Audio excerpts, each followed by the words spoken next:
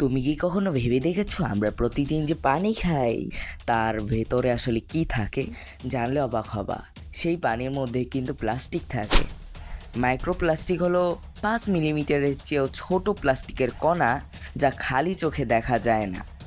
আমরা প্রতিদিন যেসব প্লাস্টিকের বোতল বা জিনিসপত্র ব্যবহার করি সেগুলো ভেঙে এই ক্ষুদ্র কণাগুলো মিশে যাচ্ছে নদী, সাগর আর আমাদের খাওয়ার পানিতে।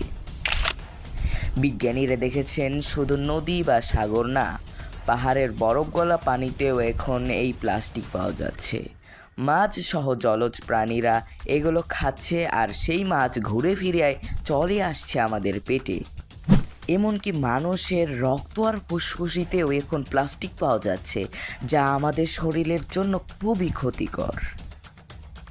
তাহলে তুমি কি জেনে শুনে আর প্লাস্টিক খাবে? আসলে এটা তো চাইলেও হুট করে বাদ দেওয়া সম্ভব না, কারণ প্লাস্টিক এখন আমাদের জীবনের সাথে মিশে গেছে। কিন্তু আমরা চাইলে তো একটু সচেতন হতে পারি, তাই না?